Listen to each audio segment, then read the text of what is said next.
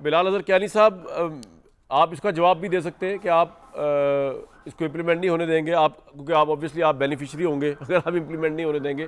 आप कभी भी नहीं चाहेंगे आपका मुखालिफ जो है मेजॉरिटी में आ जाए इस फैसले। अगर कोई और फैसला होता आपको इतना प्रॉब्लम ना होता कियानी साहब। लेकिन मैं सवाल पूछना चाहूँगा, इरफान सिद्दीकी साहब ने बड़ी इंटरेस्टिंग बात की है। उन्होंने कहा है कि ये भी तय करना पड़ेगा कि अगर अदालत आलिया कोई गलत फैसला करे तो क्या किया जाएगा। तो आप लोगों के जहन में कुछ चल रहा है कि इस सुप्रीम कोर्ट अगर गलत फैसला करती है तो उसको किस तरह देखा जाए? कोई एक नया सुप्रा कोर्ट बनाया जाए जो ये देखे कि सुप्रीम कोर्ट ने फैसला गलत किया था सही, और फिर देखेगा कौन? मतलब यहां पर कौन देख रहा है कि सुप्रीम कोर्ट का फैसला गलत है सही? और वो जो नया सुप्रा कोर्ट बनाया जाएगा उसका फैसला अगर गलत हो तो फिर उसके ऊपर भी एक और सुप्रा कोर्ट बनाया जाएगा, जो आज गुफ्तगू हुई है। थोड़ा इबहाम है, क्लियर तो कीजिए कि ये आप कहना क्या चाह रहे हैं कियानी साहब?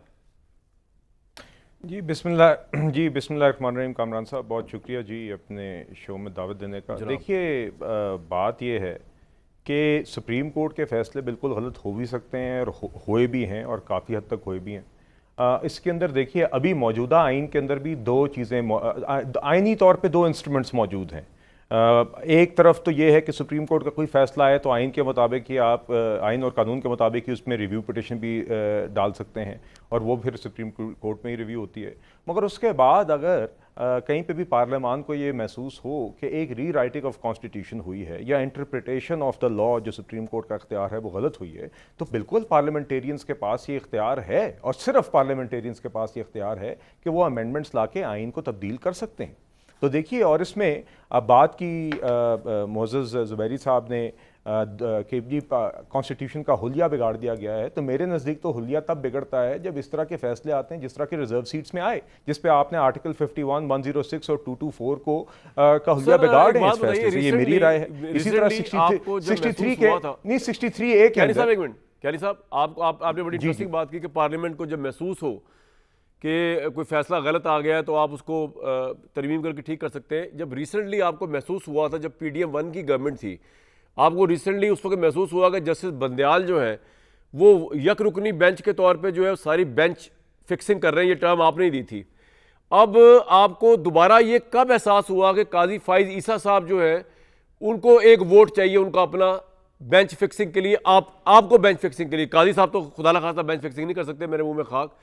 आपको क्यों ऐसा लगा कि बेंच फिक्सिंग जरूरी हो गई है अब उसको अपने ही प्रैक्टिस प्रोसीजर के तरमीम को कुछ महीने बाद चेंज करने के लिए? वो आपको किस तराजुर महसूस हुआ? किस आइन की सुपरमैसी के लिए किया आपने ये?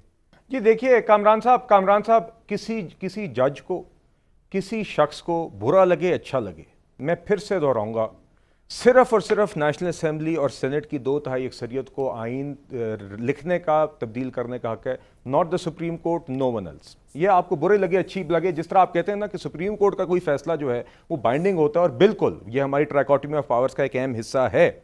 मगर मैं इस पर जरूर जरा एक बात करना चाहूंगा कि रिजर्व सीट्स के केस के अंदर अभी जो नेशनल असेंबली के स्पीकर ने चीफ इलेक्शन कमिश्नर को खत लिखा है, वो हरगिज़ ये नहीं कह रहे कि आप उठा के आपके सुप्रीम कोर्ट के किसी फैसले की हैसियत नहीं होती।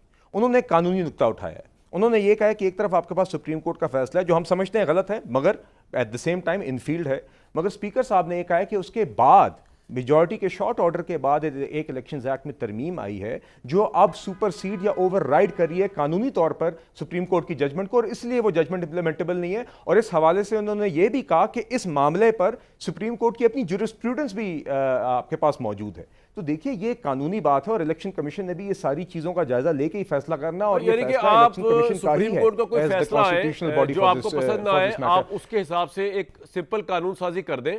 2/3 भी नहीं, तरमीम की बात नहीं हो रही। एक सुप्रीम कोर्ट का फैसला है जो हुकूमत वक्त को पसंद ना आए, वो एक सिंपल मेजॉरिटी तो हर एक के पास ही होती है ना, आप एक सिंपल कानून साहब पास कर दें जिसमें उस फैसले को तहतेक कर दें। तो आपके ख्याल में ये आप इस मुल्क में आइन, कानून और सियासत की खिदमत कर रहे हैं एज अ गवर्नमेंट? आप यही कह रहे हैं ना? ये तो कहेंगे कर रहे हैं खिदमत, मैं चैलेंज नहीं कर रहा, मैं समझने जा रहा हूं। नहीं जी, हम ये कह रहे हैं, हम ये कह रहे हैं नहीं सर, मैं ये कह रहा हूं कि जब भी पार्लियामेंट कोई कानून पास करती है तो उसकी पासदारी होनी चाहिए, इसकी जिम्मेदारी इलेक्शन। तो मेरे भाई सुप्रीम कोर्ट का फैसला तो इंप्लीमेंट बहुत पहले करना था, उसकी वो अच्छी बात है, इंप्लीमेंट नहीं होने जा रहा। लेकिन आप आज रिकॉर्ड पे कह रहे हैं ना कि आप खड़े हुए हैं इस चीज के साथ कि फैसला इंप्लीमेंट ना हो। नहीं सर, तारीख में आपका नाम तो आएगा ना यार। नहीं सर, मैंने जो कहा है नहीं सर, जो मैंने कहा है वो मैंने कहा है, मैंने हरगिज़ ये नहीं कहा। मैंने ये कहा है कि आज उस जजमेंट की हैसियत जो खुद एट द सेम टाइम इसकी रिव्यू पिटिशंस भी पेंडिंग है, ठीक है। एक तो इसका डिटेल्ड ऑर्डर बहुत ताखीर से ठीक है, आया बिल्कुल और उसके ठीक बाद है। आज तक जो माइनॉरिटी जजमेंट के सवालात उठाए हुए वो एड्रेस नहीं हुए, और वो रिव्यू पिटिशंस भी इलेक्शन कमीशन ने एज अ कॉन्स्टिट्यूशनल बॉडी जो दायर की यार है ये और मसला हुकूमत ने नहीं भी है दायर क्यानी की साहब, है, तो मसला ये सुप्रीम नहीं कोर्ट है, के भी इंटरेस्ट में मसला है। ये रिव्यू नहीं सर, देखिए, नहीं है। आप नहीं, आप गुजारिश लोग है। आवाम के नुमाइंदे हैं, लेकिन मुझे बताना पड़ रहा है खोल खोल के सारी बातों को, आप खुल के बताते नहीं है।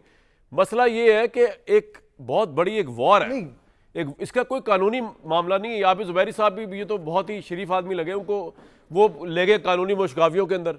जो बात कर रहे हैं मुर्जा सुलंगी साहब, वो सही बात है। ये एक पॉलिटिकल बैटल है, उसके अंदर सुप्रीम कोर्ट कूद गई है, जिससे दूसरी पार्टी को फायदा हो रहा है। और क्यानी साहब, आप बिलावजह कानून की और इसकी पार्लियामेंट की सुप्रीमेसी की इतनी बातें कर रहे हैं, मुझे तो समझ नहीं आ रही। आप इस गेम में कुछ भी नहीं है, यू आर नोबडी यार, sorry to say you are parliament, you are nobody. वो तो आप वैसे ही आप बीच में है यार।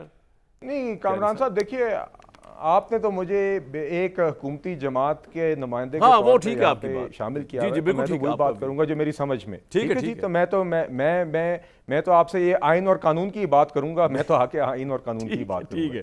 देखिए, मैं दूसरी बात ये जो आपने प्रैक्टिस एंड प्रोसीजर पे जो बात की कामरान साहब, जी, जी। नहीं, आपका जो सवाल था प्रैक्टिस एंड प्रोसीजर जी, का, जी। देखिए बात ये कि एक तो मुझे इस बात की आज खुशी है कि जो लोग 2 साल पहले तनकीद कर रहे थे प्रैक्टिस एंड प्रोसीजर एक्ट के ऊपर कि ये होनी नहीं चाहिए, उस पर स्टे ऑर्डर लिए गए थे कोर्ट से कि ये लेजिस्लेशन ही रोक दी जाए, आज वो लोग कहते हैं कि ये अच्छा है, इसको इस तरह ही रहना चाहिए।